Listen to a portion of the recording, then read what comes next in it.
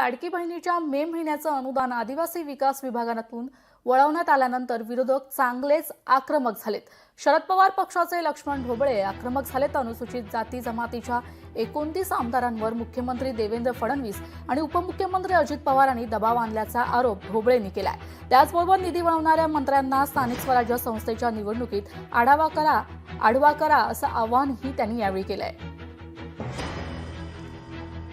दलितांचे आणि आदिवासी जे मलूल आहेत, जे गरीब आहेत, जे ज्यांना सवलतीबद्दल माहिती देखील नाही, अशा माणसांचे पैसे वळवण्याचं धाडस जर करत असतील तर येणाऱ्या स्थानिक स्वराज्य संस्थांच्या निवडणुकामध्ये मताच्या ठोक्यागणिक दलितांचा निधी वळवणारा मंत्री आडवा केला पाहिजे, अशी विनंती महाराष्ट्रातल्या दलित समाजाला मला करायची आहे।